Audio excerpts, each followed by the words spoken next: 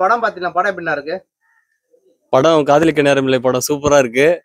ஜெயம் ரவியான பொதுவாகவே சூப்பரா படம் லவ் சீன்லாம் சூப்பரா நடிப்பாரு. இதுலயும் சூப்பரா நடிச்சிருக்காரு. ஜெயம் ரவியான அவரோட கேரக்டர் சூப்பரா நடிச்சிருக்காரு. நித்யா மேடமும் நல்லா தான் நடிச்சிருக்காங்க. யோகி பாபு சார் தான் அந்த அளவுக்கு பெருசா காமெடி இல்லைன்னு நினைக்கிறேன். அது மட்டும் தான். மியூசிக் பாடல்லாம் எப்படி இருக்கு? மியூசிக்கு பாடல் அதெல்லாம் சூப்பரா இருக்கு. நல்லாவே எடுத்திருக்காங்க. யோகி பாபா அண்ணன் தான் அவரோட கேரக்டர் சரியா நடிக்கல. ஜெயம் ரவி படம் நம்ம பாத்துக்கிட்டாலுமே லவ் ஸ்டோரி அவ்வளவு சூப்பரா பார்த்தா எடுப்பாரு.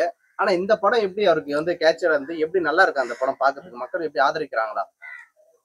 ஜெயம் ரவியான லவ் படம் அப்படின்னு தான் எல்லாமே நடிப்பாரு நல்லாவே. அந்த வகையில இந்த படமும் அவருக்கு நல்லாவே அமைஞ்சிருக்கு.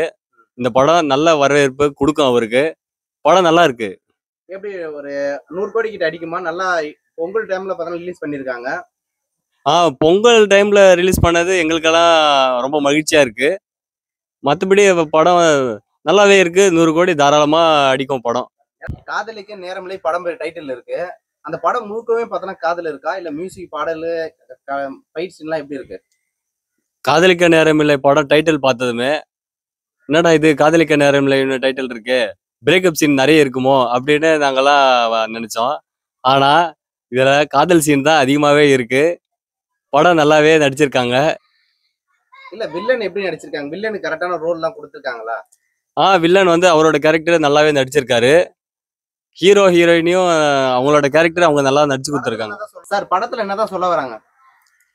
படத்துல வந்து காதல் வந்து எல்லாருமே பண்ணலாம், காதலிக்கிறது வந்து தப்பு இல்ல, இதெல்லாம் வந்து படத்துல வந்து தெளிவா சொல்லியிருக்காரு ஜெயம் ரவி அண்ணன். இப்ப காதலிக்க நேரமில்லை எடுத்திருக்காரு ஜெயம் ரவி அவர்கள். இப்ப அது பேர் பார்த்தீங்கன்னா மாத்திருக்காங்க, சரிங்களா? அதை பத்தி உங்க கருத்து என்ன? ஜெயம் ரவி அண்ணன் வந்து அவரோட பேரை வந்து ரவி மோகன் அப்படின்னு மாற்றம் செஞ்சிருக்காரு. அது மட்டும் இல்லாம அவருடைய அறக்கட்டளை பேருமே ரவி மோகன் தான் மாத்தி சொல்லியிருக்காரு. இதனால அவரோட வாழ்க்கை வந்து மென்மேலும் நல்லா இருக்கும்னு எதிர்பார்க்குறோம். காதலிக்க நேரமில்லை படம் சூப்பராகவே இருக்கு. எல்லாருமே தியேட்டர்ல வந்து பாருங்க. மகிழ்ச்சியோட பொங்கலை செலிப்ரேஷன் பண்ணுங்க.